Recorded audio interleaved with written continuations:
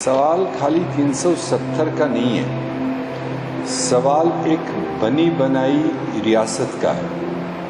یہ میرے خیال سے پورے ہندوستان میں سب سے خوبصورت اور سب سے کلرفل، میرا کلرفل کہنے کا مطلب ہے اس میں ہندو، مسلم، سکھ، عیسائی، بودھ، ہر رنگ نسل کے لوگ اس ریاست میں بستے تھے، اور کئی سارے کلچرز، کئی سارے ٹوپوگرافیز کو لے کر یہ اسٹیٹ تھا، اس لیے ایک خوبصورت ریاست تھا۔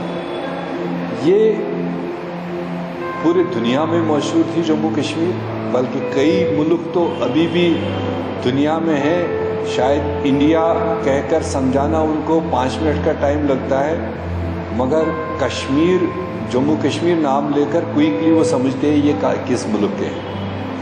تو وہ اس کی ایک افادیت، ایک اہمیت تھی۔ اسی اسٹیٹ کو بی جے پی نے ایک ڈیزائن کے تحت کہ اس کی ایک اپنی پاپولرٹی، اس کی ایک اپنی حیثیت تھی، اس حیثیت کو مٹانے کے لیے انہوں نے ایک ڈیزائن کے تحت اس ریاست کو تہس نہس کیا، ٹکڑوں میں بانٹا، لداخ الگ کر کے، کشمیر اور جموں الگ کر کے ایک ڈیگریڈیشن۔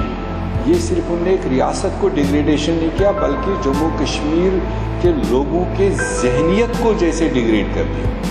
یہ سب سے بڑا صدمہ اکراس دی اسٹیٹ، اور میرے خیال سے اس صدمے کو وہ لوگ بھی بی جے پی کو نہیں بخشیں گے جنہوں نے ان کو کل تک ڈول بجائے، جنہوں نے ان کو ووٹ دیے ہوں، اور جنہوں نے نہیں دیے ہوں گے تو وہ تو قیامت تک نہیں شاید بخشیں گے۔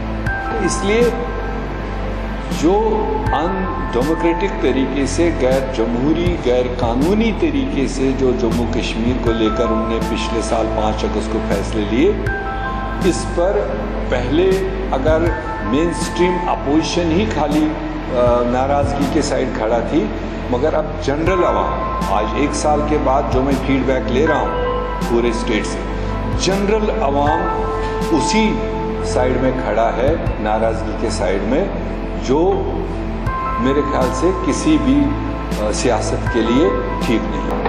کانگریس کا تو ورکنگ کمیٹی کا ریزولوشن ہے کہ Congress will fight for the restoration of state with all constitutional guarantees.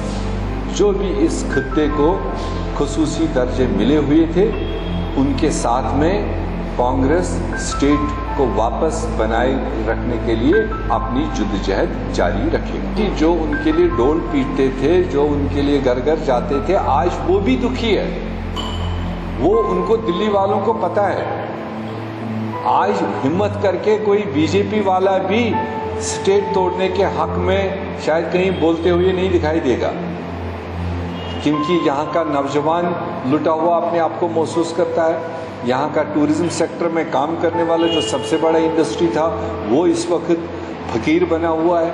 یہاں کا دکاندار جس کو دن میں 10 روپے کی آمدنی نہیں ہو پا رہی ہے، وہ کھپا بیٹھا ہے۔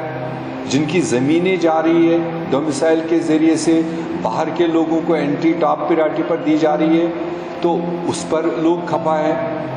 تو لہذا یہ جتنے بھی فیصلے انہوں نے کمپوزٹ طریقے سے اس 1 سال کے درمیان لیے، یہ پرو پیپل نہیں ہے، یہ پیپل فرینڈلی ڈیسیجنز نہیں ہیں۔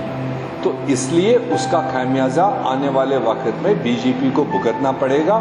اب وہ دھارمک راستوں سے سینٹیمنٹ ابارنے کی کوشش کرتے ہیں، وہ تو کافی ہو چکا ہے۔ دھرم تو ہر انسان کے اپنے من میں ہوتا ہے، وہ ووٹ کے لیے نہیں ہوتا ہے، جو آج تک بی جے پی استعمال کرتی رہی۔ مگر میرے ریاست جموں کشمیر کے لوگ ان کے وہ سارے ٹرینڈ سمجھ چکے ہیں۔ آنے والے وقتوں میں کوئی سینٹیمنٹل، کوئی دھارمک، کوئی راستہ کسی کو انفلوئنس نہیں کرے گا۔